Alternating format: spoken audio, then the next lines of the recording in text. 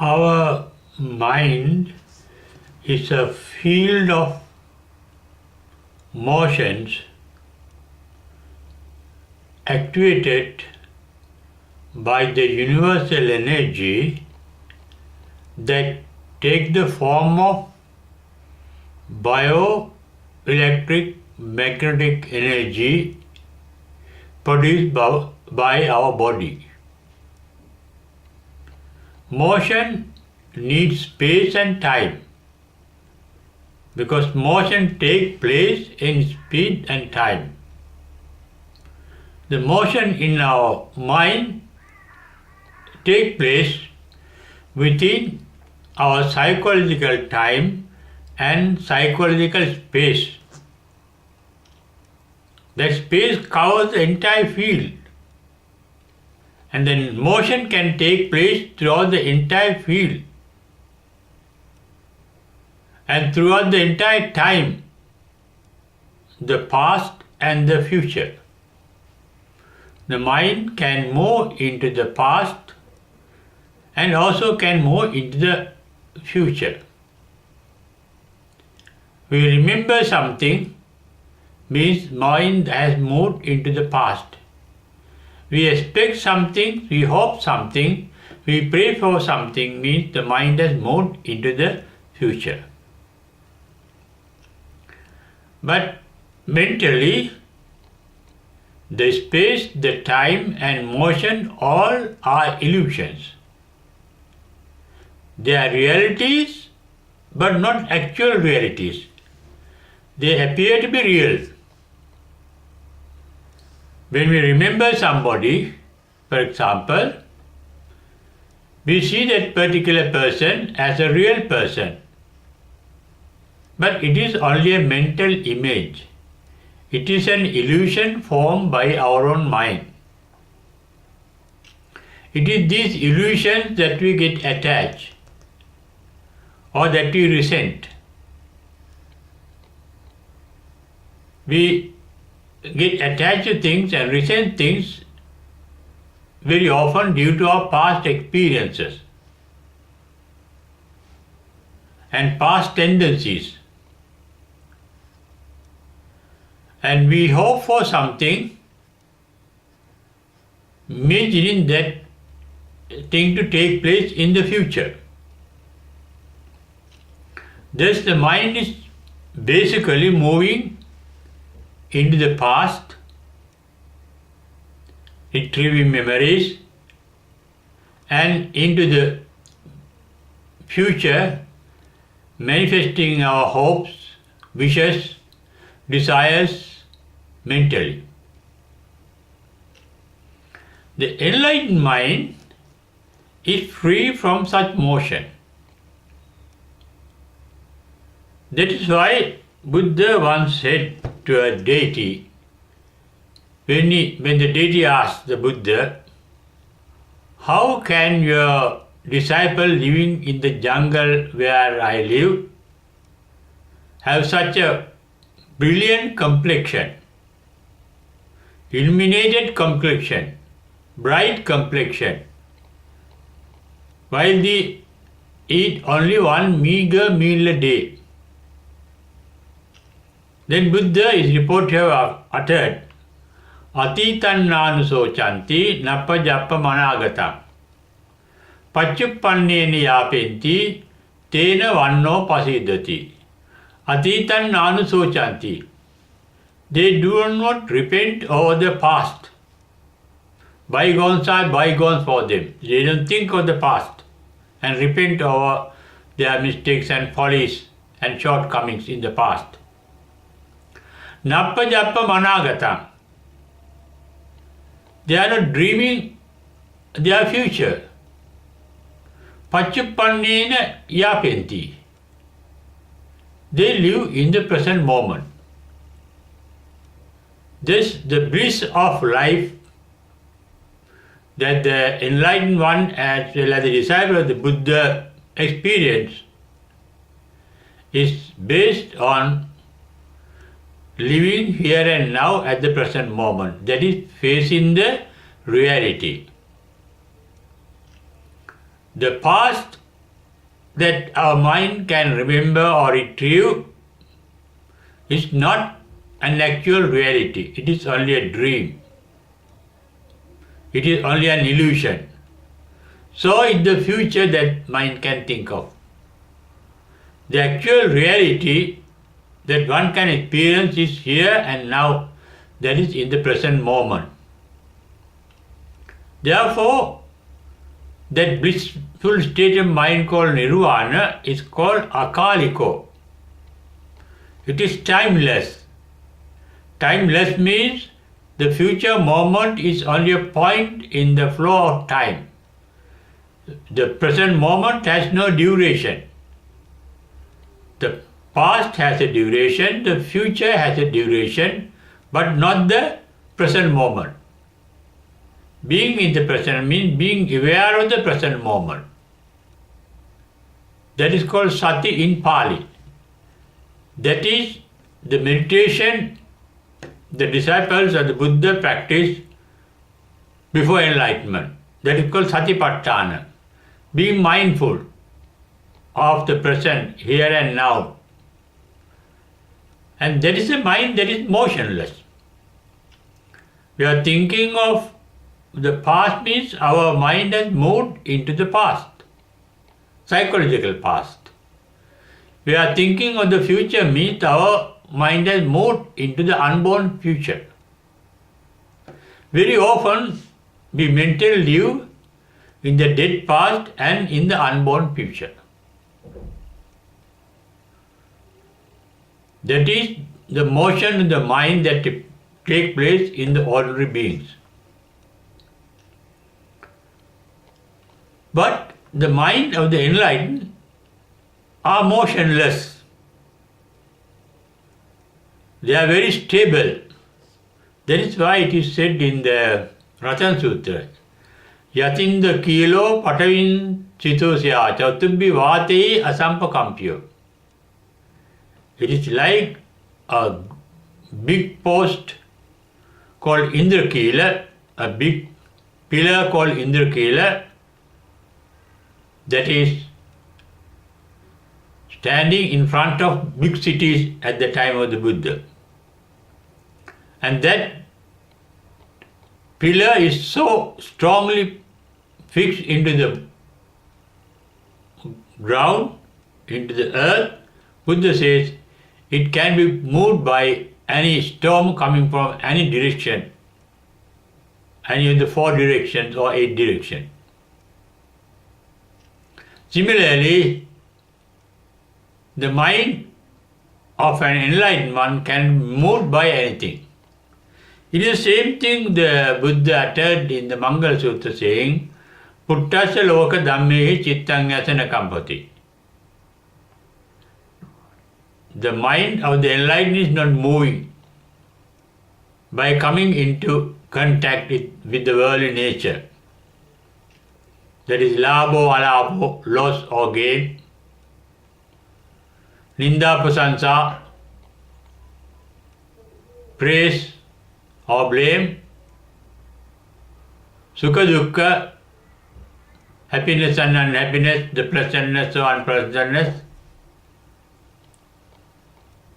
They are not moved by the worldly vicissitude. Puttasya loka dhammehi chittang yasa nekampati. In fact, their mind is free from the influence of the past. We cannot think of anything without thinking of the past, without our past dead memories. To think, to write, to do anything, we need the memory. If you lose memory completely, we can do nothing. We become nobody. It is the memory that forms the idea of I, the self, I myself. That is memory. Memory is of the past. To speak, we need the memory of the words we have spoken in the past. To write, we need. To discuss, we need the memory. To make a speech, we need the memory of the past. To do something, it may be cooking or cleaning or whatever work you do, driving, you need the memories of the past. Therefore, throughout our life, the ordinary are depending on the past memories. But with regard to enlightened, they are not influenced by their past prejudices and past memories.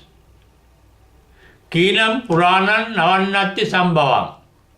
Puranam means the old. Their entire old nature, all habits, all mental tendencies of liking, disliking, hating, loving, and so on, being jealous, those are tendencies hidden in our own mind through the past, due to the past experiences. The enlightened are not controlled by any of the past experiences.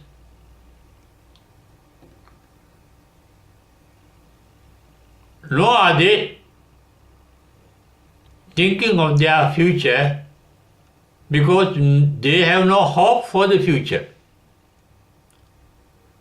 They have done already what they should do. They have lived that sublime life in the practice of the Buddhist meditation. And once they get enlightened, they come to the Buddha, according to the records in the Tripitaka, and report to the Buddha saying, Positam Brahmacharyam. They say, Keenam Puranam. Or they say, they are not going to be reborn again.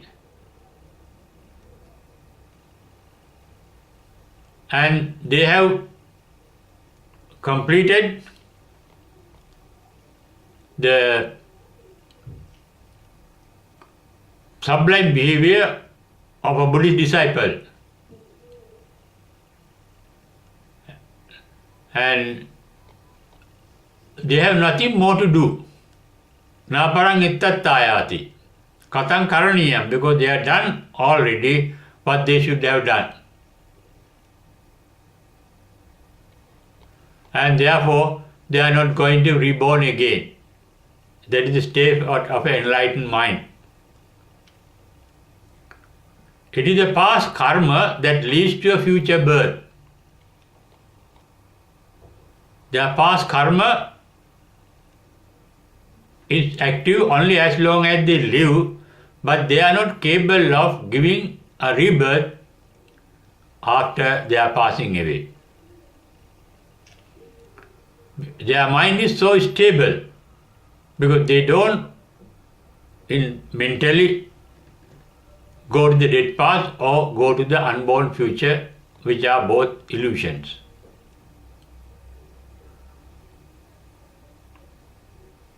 They also are not controlled by their prejudices. That is why it is said in the Karnimya Sutra,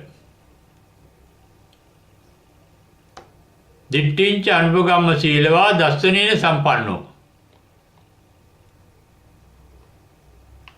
They see things as they are without being controlled by their past notions. Because all knowledge we have acquired in the past is incomplete because we gather knowledge through the data supplied by our sense organs. Sense organs are not capable of understanding anything as it is. Therefore, all knowledge is incomplete and imperfect, and the enlightened are not directed by that incomplete, imperfect knowledge of the past. That is why it is said, Keenam Puranam Navannatti Sambhavam in the Ratana Sutra. And that is why it is said, Dittincha Anupagama Silava Dasanena Sampanno in the Karnimya Sutra.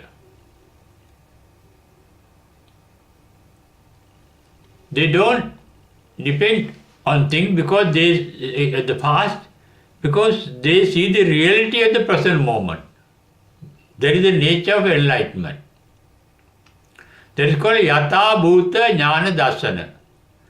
They can see things as they are. And they are content with things as they are. Yatha Labha Santutti. Therefore, they don't think of getting something more, something different in the future. They are content with things as they are. We think our mind is running into the future, our minds, because we are not content with things as they really are. We have so many hopes, so many desires, so many wishes, so many expectations, so many ambitions. The enlightened are free from all desires, all attachment. They are called Vitaragi, they are not attached to anything. Vitadosi, they don't resent anything, because they can take things, as I mentioned earlier, as they are. Yatha Bhuta Jnana Darsana, Yatha Labha Santutti, as explained by the Buddha. This is for the enlightened life, not for our day-to-day life. Our spiritual life is different from our day-to-day practical life. We need likes and dislikes in our day-to-day life. We need desires. We need resentments. We have to get things that we like, that are useful to us. We have to avoid things that are harmful to us, of no use to us. We had to make a choice between things. And we had to make a choice of things that are suitable for us and avoid things that are not suitable for us. And we need not know everything. Now, for example, you may have a computer. You may need it only to type something, to prepare documents.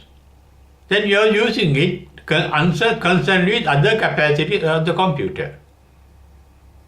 You may need it to see certain videos, certain programs, and you are using it for that particular program unconcernedly.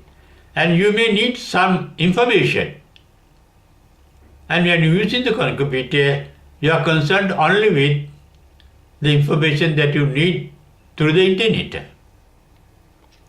In the practical life, we must have a choice in things, we must have our likes, and we must have our dislikes. They are natural. Because one's meat is another's poison.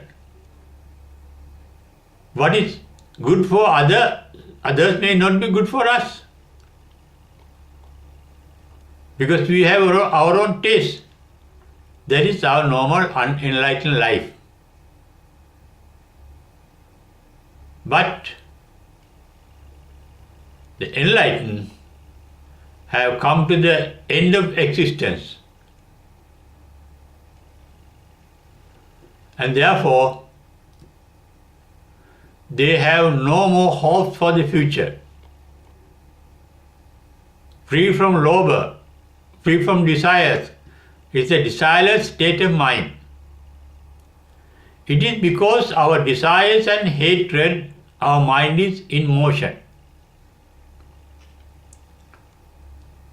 We think of things that we like. We think of things that we dislike. Our likes and dislikes are based on our past dead memories. Memories of the dead past. We think of them with future expectation to get things that we like and to get rid of things that we dislike. That is our normal way of living. And that is an unenlightened living. But the enlightened have no hope for the future. They don't enjoy life as we do enjoy, nor do they enjoy death.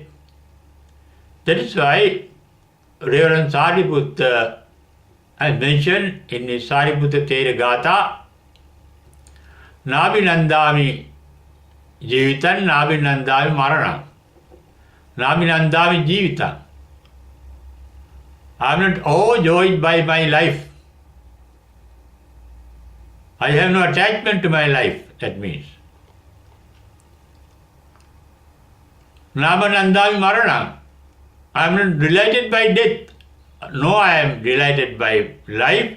No, I am neither delighted by life nor by death.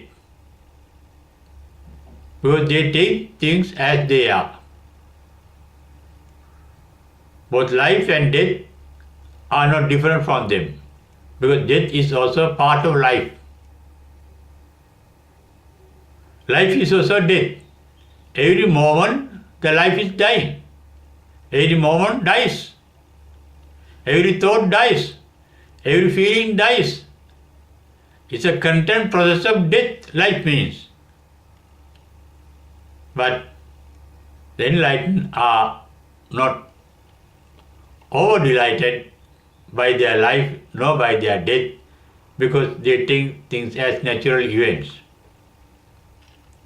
Therefore, their mind is motionless, not going into the future with hopes, not going back into the past with resentment. They are free from the psychological time and space, because movement of thought takes space. And therefore, nirvana, the state of mind, is called anantam, it's boundless. Sabbato Pabam, illuminated everywhere. There is nothing hidden in it. They can see the entire mind as it is. In our mind, so many things are hidden. In their mind, in their mental world, nothing is hidden. They all have come out. All the dirt has come out. All the darkness of moha, called ignorance, has come out. That is why they are called enlightened. There is light within. Akaliko means it is timeless, because there is no motion. It is due to motion, the food in the microwave oven get heated. The molecules in the food is moving so fast, they get heated. Similarly, when the mind is moving, the mind gets heated, burning. All our worries are by the motion of the mind. The mind of the enlightened are completely cooled down, because there is no motion. Without motion, there is no heat, overheating produced by the mind. Therefore, the motion light mind leads a blissful life as long as they live in this world, in this life. We too can reduce gradually the motion of our mind by taking things as they are in the present moment, by facing. Without our imagination moving our mind into the past and the future, we too can live in the present moment, and that is the Buddhist meditation, looking at the present moment. And that is a state called samatha bhavana, it is a tranquil state of mind.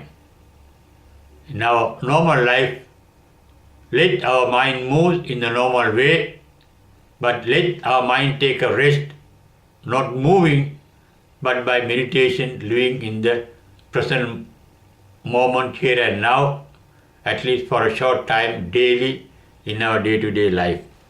And that will make your life blissful, and that will train you for the final enlightenment to realize the nirvana.